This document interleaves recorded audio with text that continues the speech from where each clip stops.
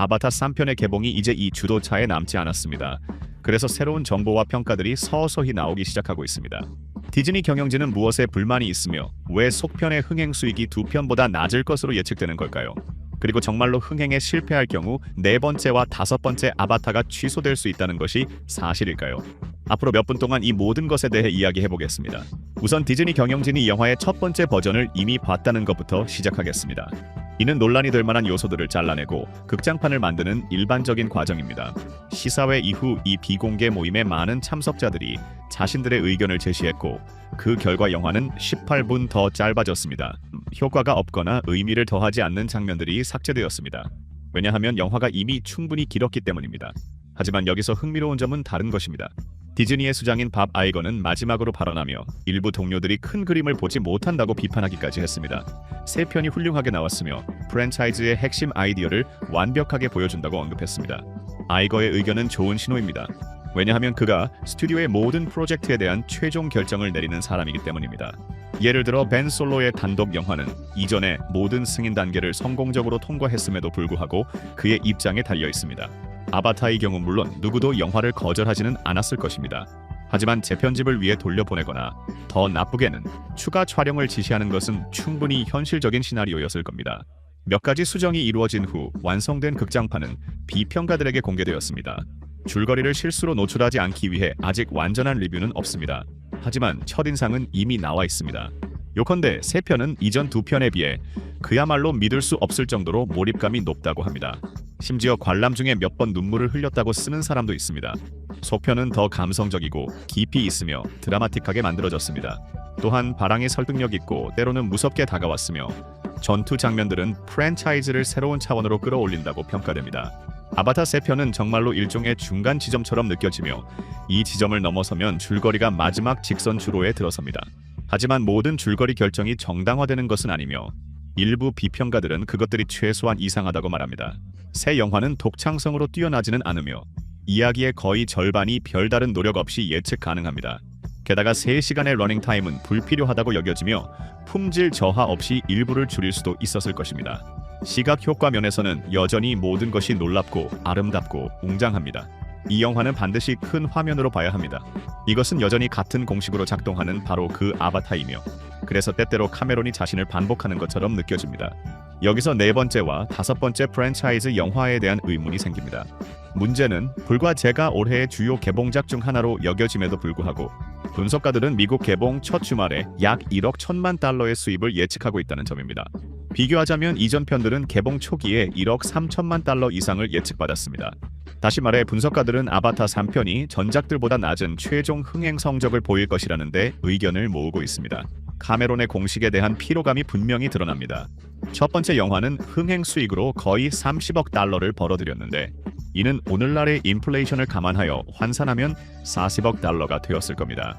두 번째 영화 역시 20억 달러의 문턱을 넘었지만 결과는 조금 더 미미한 20억 달러를 약간 넘는 수준이었습니다. 세 번째 영화는 아마도 이 기준을 넘지 못할 것입니다. 비록 최종적으로는 15억 달러는 확실히 벌겠지만 말입니다. 따라서 아바타 3편과 아바타 5편은 전반적으로 위협받고 있지 않지만 관객의 관심 하락은 느껴질 것이고 이는 제작비가 점점 줄어들 것임을 의미합니다. 카메론은 매체 더 타운과의 인터뷰에서 자신의 모든 영화 개봉 전에 긴장한다고 털어놓았습니다. 사실 감독은 첫 편들이 줄거리상 완결된 것처럼 보이면 관객들이 종종 속편을 무시한다는 것을 잘 알고 있습니다. 물론 이는 프랜차이즈의 어떤 확장이든 기뻐하는 팬들뿐만 아니라 가장 넓은 범위의 관객을 대상으로 하는 이야기입니다. 이것이 두 번째, 그리고 아마도 세 번째 영화의 흥행 수익 하락 추세를 설명합니다. 유일한 예외는 아마도 반지의 제왕일 것이며 그곳에서는 세 번째 편이 이야기의 절정이었습니다. 그곳에서는 개봉 사이의 간격이 단 1년이었습니다. 그래서 대중은 첫 영화들의 사건들을 완전히 잊지 않았고 기꺼이 영화관에 갔습니다. 아바타는 이미 15년에 걸쳐 이어졌으며 발표된 6번째와 7번째 편은 40년대쯤에나 나올 수 있습니다. 그래서 카메론은 만약 불과 제가 스튜디오에 필요한 금액을 흥행에서 벌어들이지 못한다면 그것이 이야기의 끝이 될 수도 있다고 밝혔습니다. 다시 말해 감독은 세 번째 편이 대체로 논리적인 결말을 가지고 있으며 이야기를 마무리하기 위해 반드시 두 편이나 네 편의 속편이 필요한 것은 아니라고 확인해 주었습니다. 한편으로는 이것이 다소 무섭습니다. 왜냐하면 이야기가 중간에 끊기고 어딘가 마침표가 찍히지 않은 느낌을 받고 싶지 않기 때문입니다. 하지만 다른 한편으로는 이는 영화가 더 완결성 있게 느껴지고 대부분의 줄거리 라인이 적절한 상태로 마무리될 것임을 의미합니다. 그리고 감독 자신도 다가오는 편이 단 하나의 줄거리 라인만 열어두고 다른 대부분은 닫을 것이라고 말했습니다. 덧붙여 감독은 만약 불과 제가 영화관에서 상영되는 마지막 아바타가 된다면 영웅들의 이후 운명을 이야기하는 책을 출간할 것이라고도 했습니다. 하지만 솔직해져 봅시다. 카메론은 세 번째 영화를 촬영하면서 이미 네 번째와 다섯 번째 편의 장면들을 찍고 있었습니다. 그리고 오스카상을 수상한 신인 배우들도 이미 몇 년 전에 발표되었고 미래에 등장할 예정입니다. 따라서 속편이 나오지 않을 것이라고 의심하는 사람은 거의 없습니다. 특히 감독에게 아바타는 예술뿐만 아니라 새로운 기술을 탐구하는 것이기도 하니까요. 이 문제에 대해 카메론은 아주 흥미로운 논평을 했습니다. 최근 인터뷰 중 하나에서 그는 기존의 모션 캡처 기술을 진정한 예술이자 탁월한 형태의 연기 기술로 간주한다고 언급했습니다. 오랫동안 그래픽을 이용한 이러한 기법이 배우들의 잠재력을 발휘하지 못하게 하며 이 모든 것이 오락에 불과하다는 의견이 지배적이었습니다. 하지만 첫 번째 아바타는 대중의 이러한 인식을 바꾸고 현대 컴퓨터 그래픽이 높은 품질을 가질 수 있음을 증명했습니다. 그러면서 카메론은 인공지능과 그것의 영화 분야 적용이라는 맥락에서 이에 대해 이야기했습니다. 할리우드에서는 영화 제작에 인공지능을 사용하는 것이 얼마나 옳은지에 대해 여전히 의견이 분분합니다.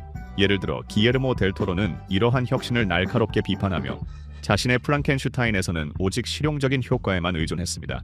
그의 팀이 컴퓨터 그래픽을 사용하는 대신 실제 배를 만들었으니 무슨 말이 더 필요하겠습니까? 다른 한편으로는 인공지능 도입에 반대하지 않는 영화 산업 관계자들도 있습니다.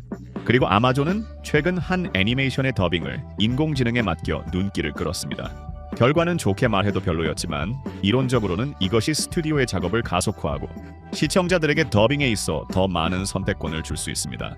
카메론은 이 문제에 대해 컴퓨터 그래픽의 선두에 서 있으면서도 어느 한쪽의 편을 들거나 날카롭게 발언하는 것을 선호하지 않습니다. 하지만 그는 완전히 인공적인 배우의 등장과 실제 배우를 대체하는 미래에 대한 두려움을 표하며 자신의 중립을 깼습니다. 이런 속도라면 산업은 관객과의 연결을 잃을 수 있고 영화는 완전히 인공지능의 산물이 될 것입니다. 그래서 그는 배우들과 직접 작업한 다음 그래픽을 입히는 것을 선호합니다. 따라서 그가 직접 감독할 미래의 아바타들에서는 인공지능의 광범위한 도입은 예상되지 않습니다. 이제 줄거리의 세부 사항에 대해 이야기해 보겠습니다. 카메론이 다가오는 3편이 단 하나의 줄거리 가닥만 남기고 설리 가족과 관련된 현재의 라인들을 해결할 것이라고 암시한 것을 고려하면 그가 무엇을 의미했는지 거의 확실하게 말할 수 있습니다. 감독이 말한 유일한 가닥이 새로운 캐릭터들과 관련될 가능성은 낮습니다. 관객들은 아직 그들에게 익숙해질 시간이 없을 것이므로 이 라인은 프랜차이즈에 이미 존재하는 것에 기반을 둘 것입니다. 따라서 이야기는 스파이더와 쿼리치에 관한 것일 가능성이 높습니다. 물의 길은 사실 스파이더가 자신의 생물학적 아버지를 거부했지만 그가 죽도록 내버려 두지는 않았던 그들 관계의 시작에 불과했습니다. 이제 쿼리치가 마침내 아버지의 감정을 보여줄 차례입니다. 우리는 그가 세 편에서 불의 부족과 협력할 것이라는 것을 알고 있으며 이는 이전 영화들에서처럼 나비족을 계속 괴롭힐 것임을 의미합니다. 하지만 줄거리상 모든 것이 스티븐 랭의 캐릭터가 구원의 순간을 찾아야 한다는 방향으로 이끌고 있으며 이는 스파이더에게 그의 아버지가 그렇게 나쁘지 않다고 믿을 이유를 줄 것입니다. 적어도 그것은 카메론의 스타일일 것입니다. 따라서 아바타 4편은 이 두 사람이 갈등을 극복하며 새로운 관계를 구축하려는 모습을 이야기할 것입니다. 아바타 5편을 위한 장면 촬영에 대해 이야기했으며 이는 쿼리치가 가까운 시일 내에 죽을 것 같지 않다는 것을 의미합니다. 따라서 스파이더의 줄거리 라인을 마무리하기에는 아직 이르고 따라서 세 번째 영화 이후에 이 주제를 열어두는 것이 논리적일 것입니다.